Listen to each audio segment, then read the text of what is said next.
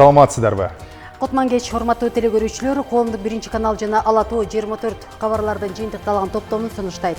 Студияда Расул Багышбаев жана Гүлжан Кулманбетова бүгүн көрө турганыңыз. Элет өнүксө экономиканы жылдырат. Мындай пикирин президент Сооронбай Жээнбеков Чүй облусунун Кемин районунда жергиликтүү тургундар менен болгон жолугушуусунда билдирди. Ишкерлердин изине түшүп, майрам тойлордо тоору багыла. Премьер-министр Мухаммедкалый Абылгазиев иш-чараларды өткөрүүгө ишкерлерден каражат чогултууга катуу тыюу салды. Бишкек шаардык кеңешиндеги коалиция тарап жаңысы куралды. Ошондой эле төрага шайланды. Айтматовтай акылманды аалам урматтайт. Айтматовду күйүнө окуп жатат. Онлайн флешмобу уланууда. Ал арада Бишкектин мектеп окуучулары жазуучунун чыгармалары боюнча флешмобду баштады. Сенин кайратыңа, сенин күчтүүлүгүңө ишенип бул катты жазып отурам. Өлкө экономикасын көтөрүү үчүн эң ириде электи өнүктүрүү зарыл. Мындай пикирин президент Сооронбай Жээнбеков Чүй облусунун Кемин районунда жергиликтүү тургундар менен болгон жолугушуусунда билдирди. Өлкө башчысы анда президенттин ишмердүүлүгүндөгү негизги багыттар, аймактарды өнүктүрүү, коррупцияга каршы күрөш маселелери тууралуу айтып берип, ага катар жергиликтүү тургундардын суроолоруна дагы жооп берди. Анда көтөрүлгөн элдин көйгөйү жана аларды чечүүгө жасалган аракеттер тууралуу кабарчыбыз Самат Асипов айтып берет. Кемин шаарынын маданият үйү жергиликтүү тургундарга жыктолгон. Президент аймактарга болгон иш сапарларын улантып, бул жолу Чүй облусунун Кемин районунда. Башка дубандарда эле аймакта да талкуулап, чечим кабыл алчу көп көйгөйлөр бар. Сөзүнүн башында Сооронбай Жээнбеков Сары Өзөн Чүй, анын ичинен Кемин районунун өзгөчөлүктөрүнө токтолду. Аймакта айыл чарбасын эле эмес, бүтүндөй өндүрүштү өнүктүрүү үчүн жакшы шарттар бар экени айтылды. Президенттик ишмердүүлүгүндөгү негизги багыттарга токтолуп, тышкы саясатта жетишилген макулдашуулар, коңшу жана алыскы мамлекеттерге жасаган сапарлары тууралуу маалымат берди. Президент негизги максатын мамлекеттүүлүктү бекемдеп, коңшулар менен ынак мамиле түзүү деп белгиледи. Эң негизги максатым бул биздин мамлекеттүүлүктү бекемдөө, элдин жашоосун жакшыртуу, аны көтөрүү. Мына биринчи айттым эле, биринчи президент болсом, мен биринчи ушул тышкы саясатты бекемдейм. Кыргызда жакшы сөз бар, ата-бабадан алган. Алыскы туугандан жакын коңшу деп, коңшулар менен, биздин стратегиялык өнөктөштөр менен, союздаштар менен мына мамилени түзөбүз, жакшыртабыз деп. Мына ушул боюнча абдан көп иштер болду. Бардыгына барып келдим. Негизги багыттардын дагы бири аймактарды өнүктүрүү. Анын ичинде таза суу менен камсыз кылуу, ирригация системасын оңдоо, аймактарда кайра иштетүүчү ишканаларды куруу милдет, адамдын жашоосуна ыңгайлуу шарттарды түзүү менен сырткы жана ички миграцияны кескин азайтуу зарыл. Президент бул маселени дайым көңүл борборунда кармап, бул багытта аткарылып жаткан иштер жеке көзөмөлүндө экенин белгиледи. Бул элибиздин тамыры элетте. Кыргыздын тамыры бул айылда. Айыл өнүксө, биздин мамлекет өнүгөт. Ошон үчүн мен 2018 жылды аймактарды регионду өнүктүрүү жылы деп жарыяладым. Эмне үчүн муну кылдым? Үчүн дегенде, бүт алыскы тоолуу бийик райондордон биздин генофонд, бул алыскы бийик тоолуу райондо жашаган эл, айылдардан миграция абдан күчөдү, ички дагы, сырткы дагы. Мына Чүйгө кайдан келип атат миграция? Бүт ошол айыл чарбалуу райондордон келип атат. Үчүн дегенде жумуш орун жок. Өндүргөн продуктын сатайын десе, базарга алып барат. Базарда байлап өтпөйт, сүт өтпөйт, жүн өтпөйт, тер өтпөйт. Анан өндүргөн продукт сатып албаса, анан ким алат айылда? Барды кетет. Рахмат, Сары Өзөн Чүй элине, ошол Кыргызстандан келген баардыгын батырып атасыңар. Батырып, ошол жерде аларды жерлүү бол, үйлүү бол, балашкасын бол, мектепте окутуп, мына отурукташып атат. А бирок чегараны карай турган тоолуу жерлерде абдан жайыттар бар, жерлер бар, алыстан кетип атат. Мына ушуларды миграцияны токтотуш үчүн. Коррупцияга каршы күрөш артыкчылыктуу багыттардын бири. Өлкө башчысы мамлекетте паракорчулукту жоюу, экономиканы көтөрүүдө өзгөчө мааниге ээ экенин баса көрсөттү. Коррупция боюнча күрөш бул эми эң приоритеттүү маселе. Бул маселени бардык тең ушу маселе коюп атат барган жерде. Коюп атат. Бул боюнча күрөш мына болуп атат. Бирок бул күрөштү бир эле президент, бир эле жогорку кеңеш, өкмөт эле бул күрөш менен жеңип, буну ордуна кое албайбыз, урматтуу агайын туугандарым. Буга бүт тармактагы иштеген биринчи башкарган республикадан баштап айыл өкмөткө чейинки жетекчилер кириш керек биринчи. Кайсы жерде иштебесин аракет кылыш керек. Алардын үстүнөн көзөмөлдөй турган эл да көтөрүлүш керек. Мына өткөн мен жаранды коом менен жолуктум. Ошол жерде айтышты. Аларды көтөрүп атам мен. Айткыла. Каерде жаман болуп атса, каерде коррупция болуп атса, каерде кайсы чиновник эмес кылып атса, жазгыла. Биз ачык мамлекетпиз. Министрлер отурат, депутаттар отурат. Ушул жерде область жетектеп отурасыңар, областын, райондун, айыл өкмөтү отурсаңар керек бул жерде. Өзүңөрдөн баштасак баарыбыз тең. Баштасак бул өзү токтойт. Президент андан ары билим берүү, саламаттыкты сактоо, ишкерлерге ички жана сырткы инвесторлордун иштөөсүнө шарт түзүү тууралуу айтып берди. Мамлекеттик кызматкерлерди үй менен камсыз кылуу багытындагы ипотека программасына токтолуп, бул жаатта солгундап калган иш кайрадан жандандырылат деп белгиледи. Ипотека боюнча айтканмын, ал боюнча болуп атат. Азыр кичине солгундатып өстүр, акча азайтып кичине. Бирок бул боюнча дагы мына азыр башта 3 миллиард 700 миңге 3400 кредит берилди. Бирок аз, өтө аз. Буну көбөйтүш керек. Биз айтканбыз, бир эле мугалим, врач эмес, бүт кыргызстандыктарга таркатыш керек. Айрыкча мына шаарларга келген, үй жок, аренда отурган биздин жаштарга буну таркатып, төлөй ала турган мүмкүнчүлүгү барларга буну таркатыш керек. Мурун мына 14төн башталган, кийин 8%га түштү. Азыр эми 6%да каралып атат. Бул абдан кыйналган катмарга гана 6%. Андан ары жолугушуу суроо жооп форматында өттү. Жергиликтүү тургундар аймактагы социалдык маселелерге басым жасашып, калкты таза суу менен камсыз кылуу, жолдордун, социалдык мекемелердин курулушу, мектеп, оорукана жетишсиздиги сыяктуу маселелерди көтөрүштү. Премьер-министр убагында эле келип бул жерден биздин 30 жыл каралбай калган, талкаланып калган больницаны каражат бөлүп ремонтун баштадыңыз эле. Ал бул жылдын башында эле башталган. Азыр ошол каражат түгөнгөн себептүү ремонту токтоп турат. Эми ошо 10 айдан бери биздин элибиз абдан кыйналып кетти. Эми ушул жерге бир где-то 10 миллиондун тегерегиндей эле акча керек экен. Ошондой болсо бир-эки эле айдын ичинде бүтө тургандай болуп атат. Ушул жакка сиз өзүңүз да бир көңүл салып, көңүл буруп койсоңуз, өзүңүздүн эмеси менен буруп койсоңуз жакшы болот эле. Сиз өзүңүз көрсөткөндөй өзгөчө айыл жеринде кадр вопросу эң начар, мугалимдер жетишпейт, маянасы аз деп мугалимдер келишпейт. Биздин балдар толук кандуу билим ала албай жатышат, Сооронбай Шарипович. Бир предмет болсо 5 предметтин мугалими жок, профессионал мугалимдер жетишпейт, урматтуу Сооронбай Шарипович. Берген сабагына, саатына карата берилип туруп, кадр вопросун көтөрсөңүз жакшы болгон турат, урматтуу Сооронбай Шарипович. Мындан сырткары кадр тандоо, жергиликтүү башкаруу органдарынын ыйгарым укуктарына байланышкан маселелер көтөрүлдү. Парламенттин, ошондой эле президенттин ишмердигине тиешелүү суроо сунуштар айтылды. Өлкө башчысы ар бир суроону өзүнө жазып жатты. Анткени соңунда ар бирине жооп берилет. Президенттин жанындагы адамдар таза болсо жакшы болот экен. Себебинде биринчи президентибиздин жанында көп сөз болуп кетти. Баласы, аялы деген сөздөр болду. Экинчи президенттин жанында бир тууганы, баласы деген сөз болду. Үчүнчү президенттин жанында шопуру деген сөз болду. Эл калыста. Ошондой сиздин жаныңызда ошондой көп сөз болгон адамды каалабайбыз.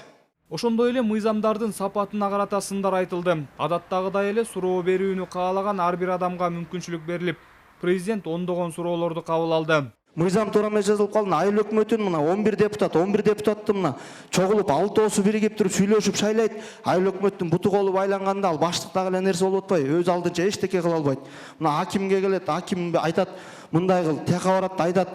Мына бул жерде биздин мыйзам көп жерден ката жазылып калганда, урмат Сооронбай Шарипович ушинтип келип кеминге эл менен жолугуп ачык пикир кылып атканыңыз үчүн. Бирок бүгүн биякта деле баа чектөө болгон, суроо бербегиле, минтпегиле деп. Бирок ушундай болуп калган абдан ыраазымын да.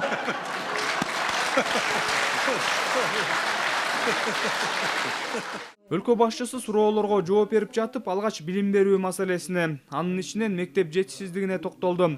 Белгилүү болгондой, азыр айрыкча Бишкек шаары менен Чүй облусунда окуучулардын саны көп болуп, бир класста 40-50дөн бала отурган көрүнүштөр көп. Чүй азыр иммиграция көп, Бишкекте көп 45-60%. Кече мен топ жыйын өттүм. Жыйын өтүп, азыр тапшырма бердим, мына министрге баарын тапшырма бердим. Кече мэр менен жолдога тапшырма бердим, губернатор менен сүйлөштүк. Кайсы жерде 45-тен 60-тан 50дөн болуп калса, ошонун баарына тең кошумча құрабыз қосымшалы. Қосымша құрабыз, 11 класстан құрып кете береміз туғандар. Жері бар, бардығы рұқсаты бар. Ошо ақшаны бөлөбүз. Ақша болады, бар туғандар. Ошоны тура пайдаланайық жұмсайбыз. Чүйменен Бишкекти бұл біз бір 2 жылда, 3 жылда қайры қалдынап келеміз ұрматтаған туғандар. Бұл көңіл бұрбай алған, өзінің ақшасы барды. Аптылау 2 жылда. Президент өз жоопторунда мамлекеттик башкаруу системасына карата көз карашын билдирип, Кыргызстан мындан ары парламенттик демократияны бекемдээрин дагы бир жолу эскертти. Азыр президенттик бийлик түшүнүгүнөн алыстап, партиялар арасында атаандаштыкты күчөтүү максатка ылайык. Биз мына демократия принциптерин биз бекемдешибиз керек. Биз президенттик бийликте өткөнбүз урматтаган, буну унуткула. Мына дагы бирөө келет дагы президент бийлик кылам дейт, эл колдоп берет, ура деп илгерки союз акыдай. Ал алдайт ал. Мына мага президенттик бийлик 6 жыл кылып алсам, мага жеңил иштейм кетип калам. Каалаганым жасайм. А бирок парламенттик болсо көзөмөлү күчтүү болот. Ар жактан болот, элдин көзөмөлү болот, парламенттик көзөмөлү болот. Кыргызстанда болгон нерсенин бардыгы тең парламентте. Мен муну баарын көрө албайм да, бире албайм. Мен угам буларды. Окуйм. Булар ар региондон шайланып келген. А жерде ошо маселе айтылат, делет, ошону аткаруу бийлиги. Мен башында туруп алып туруп, ошо звонить дебиз, мына мындай экен, мындай экен, мындай чеч деп. Биздер пендебиз да президент болгон менен. Мелестей адамбыз силер дейли. Баарын тең биле албайбыз да. Ошон үчүн парламент күчтүү болуш керек, өнүгүш үчүн. Президент үй бүлөлүк кландык башкарууга эми эч качан жол берилбейт деп баса белгиледи. Азыркы учурда бийликти мурдагы президенттердин убагындагы башкарууга салыштырып, элге туура эмес маалымат таратып жаткандар бар. Бир туугандарым, атаган туугандарым. Бирөө да киришпейт, бирөөнү да кириштирбейм. Атайлап, ушу Жээнбеков бул Бакиев болуп калды. Бир туугандай билеп атат, тейлеп атат деп айтып атышат. Андай жок. Менде эч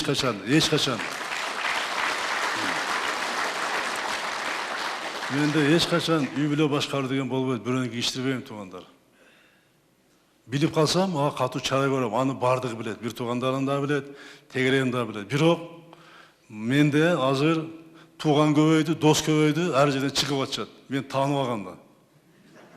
Мен таанып алган, больницага барып, аяка барып, бул жака барып, мен туган улам, кызматка тургандар, булар көбөйөт. Мен айтып атам министрлерге, өзүнүн аппаратка айтып атам, премьерге да айттым, барын айтып атам. Мен айтпайм дагы деп. Ошентип айтса, аларды алып келип камага деп атам. Аферисттерди андай болбойт. Сооронбай Жээнбеков билимдүү, таза, өз оюн ачык айта алган жарандары менен өлкөнүн келечеги кең жана өнүгүү жолунда болот деп белгиледи. Ал эми мындай эркин ой жүгүрткөн, калыстыктан тайбаган мекендештерибиз көп деди өлкө башчысы. Биздин эл эми абдан мыкты эл. Биздин эл калыс эл. Кандай туура эмес нерсе болсо, жаман нерсе болсо, ошону бетке айткан. Калыс болуп, жакшы нерсени жакшы деп айткан, жаманды жаман деп айткан. Мына мен кыдырып атам. Мына бүгүн да ыраазы болдум. Жана Чубак Эрмек айтпадыбы? Бизди сүйлөп өтөт эле, баары айттым деп. Мен ошого ыраазы болдум айткандарга. Чоң рахмат. Буюрса, ушундай элибиз менен, ушундай жерибиз менен, ушундай ачык, калыс, оюн ачык айткан элибиз менен биз жакшы коом, жакшы мамлекет курабыз атаган туугандар буюрса. Рахмат силерге, чоң рахмат. Президент менен бирге элдин суроолоруна тиешелүү мамлекеттик мекемелердин жетекчилери да жооп берип, аларга бүгүн айтылган көйгөйлөрдү ыкчам жана сапаттуу чечүү тапшырылды. Жергиликтүү тургундар акыркы 1 жыл ичиндеги позитивдүү өзгөрүүлөр тууралуу да көп айтып беришти. Самат Асипов, Бактурсун Дүйшөнбеков, Коомдук 1-канал, Чүй облусу. Чакан жана ири ишканалардын саны боюнча Кемин районуда башка аймактардан артта калган жок. Маселен, Орловка айылындагы монокристаллык куйма жана күн энергиясын пайдалануу үчүн такталарды чыгарган ишкана кубаттуулугун жогорулатып, бүгүн акыркы үлгүдөгү заманбап жабдыкты ишке киргизди. Ага президент Сооронбай Жээнбеков дагы катышып, мындай ири долбоорлорго мамлекет ар тараптан колдоо көрсөтөөрүн билдирди. Кемин районунун Орловка айылындагы жаңы ишкананын ордунда илгери химия металлургиялык ири завод иштеп турчу. Союз тарагандан кийин башка ишканаларда эле алдагы токтоп калган.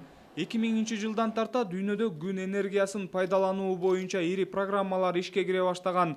2003 жылы ишкер Ярослав Кузнецов химия металлургиялык заводдун ордуна чакан ишкана ачып, күн энергиясын пайдалануучу батареяга керектеле турчу монокристалдык куймаларды жана такталарды чыгара баштаган. Для производства солнечных... Astra Solar Technologies күн энергетикасы үчүн HJT технологиясы боюнча монокристалды куймаларды жана такталарды чыгарган КМШдагы жалгыз ишкана. Долбоордун жалпы наркы 5-9 миллион долларды түзөт. Күтүлгөн жылдык киреше 1 миллиард сом. Өлкөнүн бюджетине чегерүүлөр 120 миллион сомго чейин болот деп болжолдонгон. Айтмакчы 2020 жылга карата Россиянын күн энергетикасы боюнча мамлекеттик программасы күн модулдарын керектөөнү 500 мегаваттка чейин жеткирүүнү мерчемдөөдө. Бул Орловка айылындагы ишкананын өндүрүшүн 4 эсе кеңейтип, Жалал Абад облусунун Ташкөмүр шаарындагы поликремний өндүрүшүн ишке киргизүүгө инвестиция тартуу үчүн ыңгайлуу шарт түзөт. Бүгүн ишкана күн энергиясын пайдалануучу батареяга керектеле турган жалпак темир чыгаруучу заманбап жабдыкты ишке киргизди. Ал Кытай, Германия жана Швейцария биргелешип чыгарган акыркы үлгүдөгү техника. Ишканалар толук кубаттуулукта иштей баштаганда Орловкада 1000 адам, ал эми Ташкөмүрдө 2000 адам жумушка орношот. Президент Сооронбай Жээнбеков энергиянын жаңыланма булактарынын келечеги кең экенин белгиледи. Өлкө башчысы мындагы иш процесси менен таанышып, ишкана өндүргөн жабдыктарды көрүп чыкты. Ишканада азыр 200-гө жакын адам иштейт. Жабдыктардын кубаттуулугу 75 мегаватта иштеп, жылына күн энергиясын пайдалануу үчүн керектелген 15 миллион такта чыгарууда. Келечекте кубаттуулукту 2 эсеге жогорулатуу пландалып жатат. При выходе на определенные объемы мы видим, будет целесообразность. Учурда Орус-Кыргыз өнүктүрүү фонду менен иштеп жатабыз. 2017 жылдын март айында фонд бул долбоорду каржылоо үчүн инвестициялык насыя бөлүп берүүнү алдын ала жактырган. 2018 жылдын аягында бул долбоорду каржылоого 1 миллион доллар бөлүү мерчемделүүдө. Мамлекет башчысы өлкөнүн каржы институттары экспортко багытталган жана өлкө экономикасын өнүктүрүүгө салым кошууга дарамети бар долбоорлорду каржылоону артыкчылыктуу багыт катары колдойт деп белгиледи. Самат Асипов, Бактурсун Дүйшөнбеков, Коомдук 1-канал, Чүй облусу.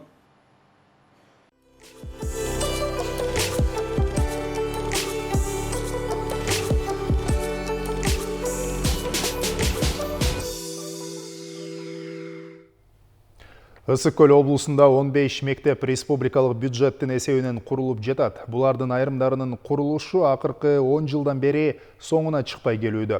Анын башкы себеби керектелүүчү каражаттын өз убагында бөлүнүп берилбеген болууда. Анткени менен быйыл алардын ичинен 3 мектеп пайдаланууга берилгени турат. Ал кайсы билим уялары жана эмне себептен башка мектептердин курулуштары унутта калып жатат? Эдил Мелисбек жооп издеди. Ысык-Көл облусунда жалпы 15 мектеп республикалык бюджеттин эсебинен салынууда. Чырпыкты айылында 10 жылдан бери курулушу бүтпөй турган мектеп быйыл октябрь айында ишке берилет. Мектеп 325 балага лайыкталып, республикалык бюджеттин эсебинен 61 миллион сомго салынууда. Мектептин окуу имараты толук бүткөрүлдү. Азыр жаңы долбоорго ылайык мектептин спорт залы жана ашканасы кошумча салынып жатат. Чаң топого ойноп, бейкапар билим алганы кирип бара жаткан бул балдар Тоң районунун Бөкөнбаев айылындагы Токтубай уулу Шамей атындагы мектептин балдары. Эски мектеп урагана калса дагы билим берүү улантылып жатат. Башка айла жок. Парталарыбыз жетишпейт. Вообще парта дегенден эчтеке жок. Илгерки ошо жаңы мектеп ушу Шамей болуп 92-жылы ачылды, ошондо жаңы парталарды көрүнгөн мектептен жыйнап келген мен өзүмчү. Ошол парталарды зым менен байлап коюп, эптеп отургузат азыр. Айылга жаңы мектеп салына баштаганына быйыл 5 жылдын жүзү болуптур. Акыры быйыл каражат которулуп, мугалимдер, окуучулар үчүн бир аз ыңгайсыз болсо дагы курулуш иштери жүрүп, декабрь айына чейин жаңы мектеп ишке берилгени турат. Райондогу дагы бир мектеп 2014-жылдагы жер титирөөдөн катуу жабыр тарткан. Убагында адистер мектепке окуганга болбойт, кооптуу деп дагы чечим чыгарышкан. Райондогу эң алыска айылдардын бири Тоогойнундагы Кажысас айылындагы мектеп окуучуларынын абалын түшүнүп, өкмөт жаңы мектеп салып берүү чечимин чыгарган. Буга 21 миллион сом бөлүнмөк. 2015-жылы болгону 7 миллион сом гана бөлүнүп, буга мектептин фундаменти жана дубалдары тургузулган. Каржылоо токтоп калгандыктан мектептин дагы курулушу токтоп турат. Сметный стоимость боюнча 14 миллион каржыланыш керек болчу, бирок токтоп турат. Эски мектебиз болсо абдан начар абалда, чынында. Аварийный абалда. Астына класстар жетишпейт. Тамак иче турган жайы да жок.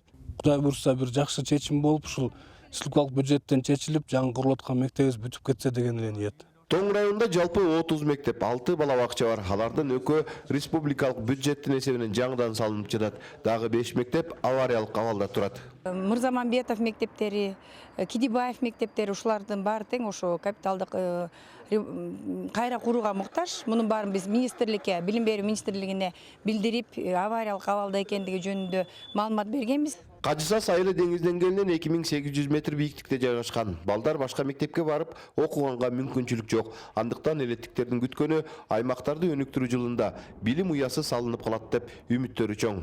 Эдилмеспек, Бакыт Шайымбетов, Коомдук, Биринчи канал, Ысык-Көл болсо. Ал эми Нарын районунун эң алыскы жер көчкү айылында таза суу маселеси чечилди. Чакан калкы бар элеттиктерге таза суу чыгаруу үчүн мамлекеттен 10 миллион сомдон ашык каражат бөлүнүп, азыр жумуштун 90% аяктап калды. Таза суусу жок эл мурда мал ичкен арыктан эле тамак ашка пайдаланып келишкен. Мунун кесепетинен айылда ар кандай илдеттер дагы орун алып, анын айынан каза болгондор дагы катталган. Эми элеттиктердин эңсеген көйгөйү чечилди. Эске салсак, бул айылдын таза сууга болгон муктаждыгы биздин канал аркылуу чагылдырылган эле. Мамлекетибиз бизге таза суу чыгарып берип атат быйыл. Таза суунун проектиси 10 миллион 700 миң сомдук проект. Аз күндө ар бир үйгө кирип подключение болот. Бул таза суу бизге аябай эле көйгөй жаратып келген көп жылдардан бери. Элибиздин көбү ооруп, асты каза болгондор да бар ошолордун кесепетинен. Көптөрүбүз операция болуп, бул жерден да дарыланып, ушул таза суу бизге эң керектүү маселе болчу да. Сентябрь айынын 26-сында Нью-Йорк шаарында Бириккен Улуттар уюмунун башкы ассамблеясында кургак учук оорусуна каршы күрөшүп, аны жоюу багытында жыйын өтөт. Анда илдетке чалдыккан адамды басмырлоо, туура дарылоого байланыштуу бир топ орчундуу маселелер көтөрүлөт. Ага Кыргызстандын президенти Сооронбай Жээнбеков баштаган делегация барып катышат. Кененирээк кийинки видео материалда. 47 жаштагы Александр Олейник өзүнө жабышкан бул оору менен 3 жылдан бери күрөшүп келет. Алгач ооруп жүргөнүн сезбей эле иштеп жүрө берген. Качан гана илдети белгилүү болгондо шаардагы клиникалык ооруканада, андан кийин Ысык-Көлдөгү реабилитациялык борбордо дарыланып чыккан. 2,5 айдан бери шаарда 2 жыл мурун түзүлгөн ушул борбордо жашап да дарыланып да келет. Я выздоровлю. Кайдан жуктуруп алганымды билбейм. Башында билбей иштеп жүрө бергем. Өзүмдүн кесибим ширетүүчү болгондуктан ишке берилип иштечүмүн. Көрсө ден соолукту биринчи коюу керек экен. Аны ооругандан кийин түшүндүм. Жаңы ооруп билбей жүргөнүмдө деле жакындарыма жана кесиптештериме жуккан эмес. Өткөн жылы өзүмдү өтө жаман сезип, Чүй областтык ооруканасына баргам. Алар мага бул борборго келүүмдү кеңеш беришкен. Келгенден бери ушул жерде жашап, үзгүлтүксүз дарыланып келүүдөмүн. Эрежени туура сактап, дарыларды калтырбай өз убагында ичип, туура дарылангандыгымдан улам. Бул ооруну жеңип айыгуудамын. Эми 2 аптадан кийин эч кимге коопсуз болуп калам. Чыксам эле балдарыма, неберелериме кайтып барам. Буга чейин бул борборго баш аягы 72 оорулук айрылып, анын 46сы айыгып кетишкен. Көбү өздүгүн тастыктаган документке да ээ болуп кайтышты. Ал эми азыркы тапта Александр сыяктуу сакайууну көксөгөн 10 адам бар. Алар ар кайсы жерден келишкен. Айрымдарынан үй бүлөсү баш тартса, көпчүлүгүн бараарга жери жок. Кубаттуу болуу үчүн тамагын өздөрү түрлөп жасап ичишет. Ну, у нас остался фарш, и мы будем делать оладьи. Эки үчөөсүнүн башкасы эртең мененки дарысын ичип алып жумушка кетишет дагы, кечинде кайра түнгө калбай келип калышат.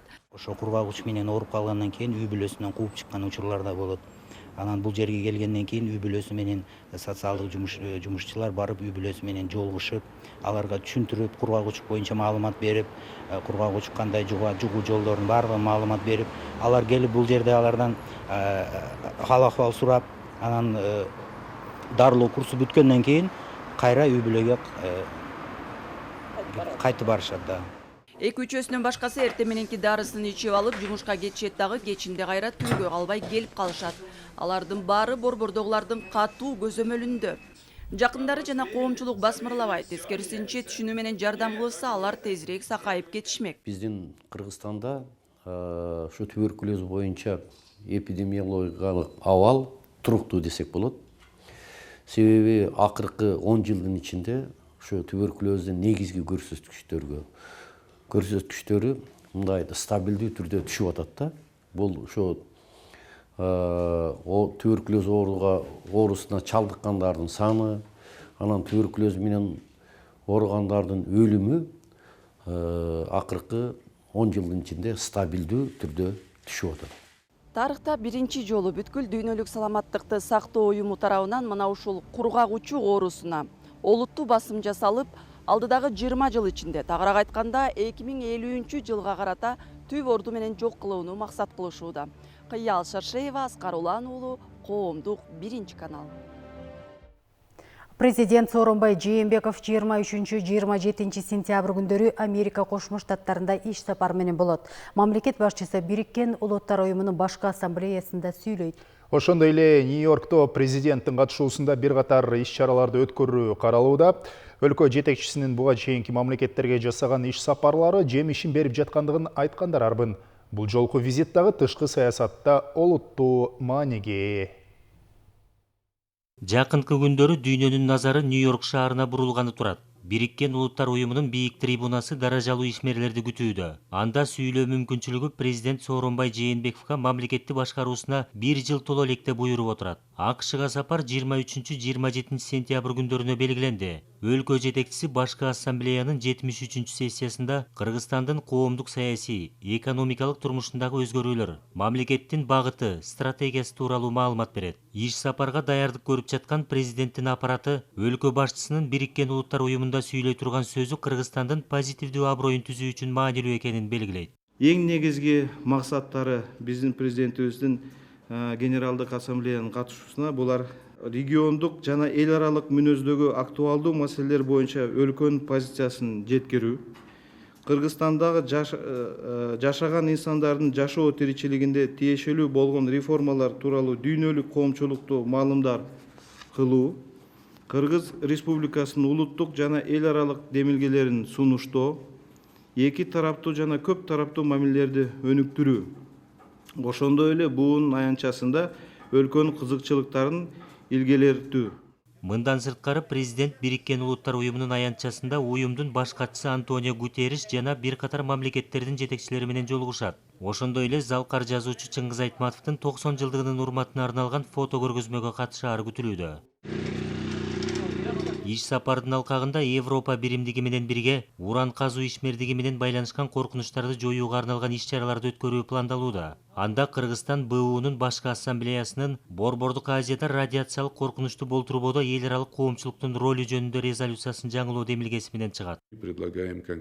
Биз бул резолюцияны жаңылап, конкреттүү аракеттерди көрүүнү сунуштап жатабыз. Уран калдыктары жаратылышты жабыркаткан дүйнөлүк көйгөй.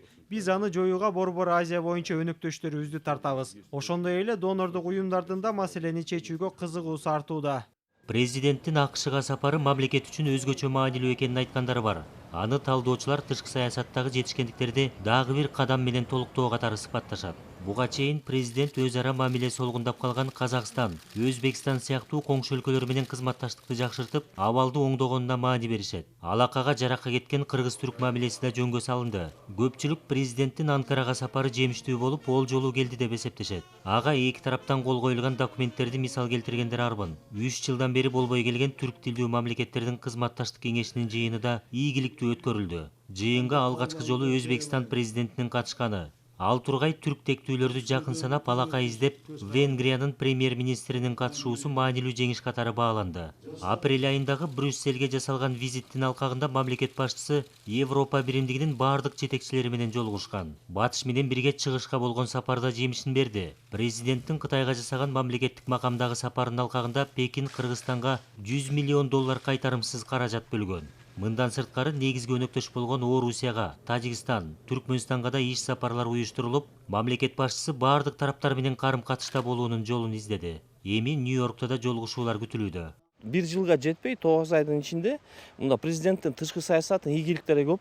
Бир жагынан бул чын эле айтып коюш керек, өткөн жылдарда Кыргызстанда аябай көп тышкы саясат боюнча көйгөй маселелер болчу. Кыргызстандын тышкы саясаты бир багыты бар жакшы, көп тараптуу.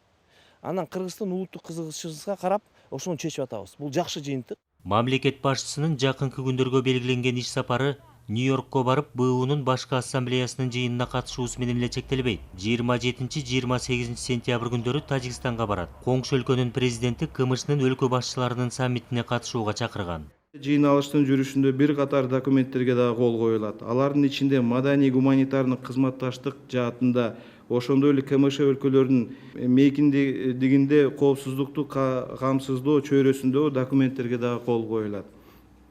Мамлекет башчыларынын кеңешинин жыйналышынын алкагында кыргыз тараптын сунушу боюнча 2 маселе дагы каралат. Бул көз карансыз мамлекеттердин шериктештигинин катышуучу мамлекет башчыларынын Чыңгыз Айтматовдун 90 жылдыгына карата билдирүүсү. Экинчиси, көз карансыз мамлекеттердин шериктештигинин мамлекет башчыларынын дүйнөлүк көчмөндөр оюндары жөнүндө дагы билдирүүсү. Тажикстанга сапардын жүрүшүндө саммитке катышуу менен эле чектелбестен, мамлекет башчысы Россия президенти менен эки тараптуу жолугушуу өткөрүп, кызматташтык маселеси талкууланат. Владимир Путин жакынкы күндөрү Кыргызстанга келери кабарланган. Анын так датасы белгилене элек. Учурда президенттин аппараты менен Тышкы иштер министрлиги тарабынан мамлекет башчысынын АКШга жана Тажикстанга жасала турган иш сапарларына кызуу даярдык көрүлүп жатат. Калыгул Асанбаев, Эсен Турабыкеев, Коомдук 1-канал. Жогорку кеңештин төрагасы Дастанбек Жумабеков баштаган парламенттик делегация Азербайжан парламентинин 100 жылдыгына арналган иш-чарага катышуу үчүн Баку шаарына барды. Сапардын алкагында төрага Азербайжандын президенти Ильхам Алиев менен жолугушуп, маанилүү окуяга байланыштуу Азербайжан тарапты куттуктап, жакшы каалоолорун билдирди. Өз кезегинде Ильхам Алиев Кыргызстандын президенти Сооронбай Жээнбековго салам айтып, Азербайжан республикасына расмий иш сапары менен келип кетүүгө чакырды.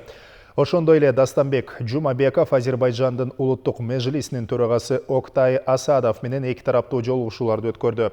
Сүйлөшүү учурунда соода-экономикалык мамилелерге тиешелүү маселелер көтөрүлүп, бул жааттагы эки өлкөнүн мүмкүнчүлүгү биргелешкен аракет жана жагымдуу инвестициялык шарттардын негизинде гана көтөрүүгө болоору белгиленди. Тоо кен тармагы өлкө экономикасына чоң салым кошууда. Ошондуктан тоо кен өндүрүшү жаатындагы олуттуу өзгөрүүлөрсүз экономиканын ырааттуу өнүгүүсүнө жетишүү мүмкүн эмес, деди премьер-министр Мухаммедкалый Абылгазиев өнөр жай, энергетика жана жер казынасын пайдалануу мамлекеттик комитетинин жамаатына жаңы төрага Эмил Осмонбетовду тааныштыруу учурунда. Өкмөт башчы атамекендик экономиканын өнүгүүсүндөгү ведомствонун маанилүү ролун белгилеп, анын жаңы жетекчисинин астына бир катар конкреттүү милдеттерди койду. Ошондой эле өкмөт башчы кен пайдалануу укуктарын лицензиялоо маселелерине айрыкча токтолуп, бул тармакты тартипке келтирүү зарылдыгын ырастады. Премьер-министр энергетика жана өнөр жай тармактарындагы бир катар маанилүү милдеттерди белгиледи жана комитеттин кызматкерлерин өлкөнүн экономикасын өнүктүрүүнү шарттаган олуттуу жылыштарга жетишүү үчүн толук берилүү менен иштөөгө чакырды. Мен өзүм келгеним себеби, урматтуу коллегалар, биздин өзүбүздүн экономикабыздын эң орчундуу бюджетке, экономикага салым кошчу тармак ушул. Биздин эл абдан мындай талапты катуу койгонду билет, сындаганды билет. Мен ойлойм бул абдан жакшы нерсе. Себеби мамлекеттик кызматкер өзү элдин көзөмөлүндө болуш деген биздин мамлекетте ушул орноп келатат да. Ушундай ачык коом болдук, бул абдан жакшы нерсе. Эми ачыктыкты биз ушул системага алып келишибиз керек. Канча кен иштеп атат? 200-гө жакыны болсо керек. А калганы кайда? Калганы баары колдо. Колундагылардын баары алып алган. Көтөрүп жүрөт көрүнгөн жерге сатам деп. Биз ошондон башташыбыз керек. Эртең инвентаризация кылып, бүт лицензия кимде? Министрде болсо министрде айтышыбыз керек. Депутатта болсо депутатта, бизнесменде болсо бизнесмен алып. Кантип алган ал лицензияны?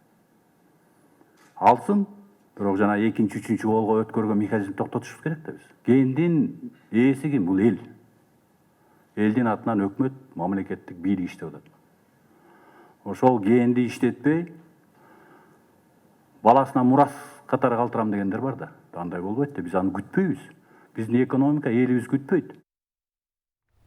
Бишкек шаардык кеңешинде жаңы коалиция түзүлдү. Коалиция курамына КСДП, Өнүгүү Прогресс, Мекеним Кыргызстан жана Республика Ата журт кирди.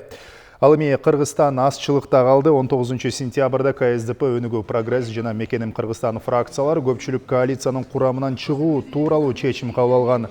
Жаңы коалициянын лидери Жумабек Салымбеков болду. Ал эми Бишкек шаардык кеңешинин төрагасы болуп КСДП фракциясынан 29 жаштагы Жаныбек Абиров шайланды. Добуш берүүгө шаардык кеңештин 41 депутаты катышып, 40-ы Абировдун төрагалыгын колдоду.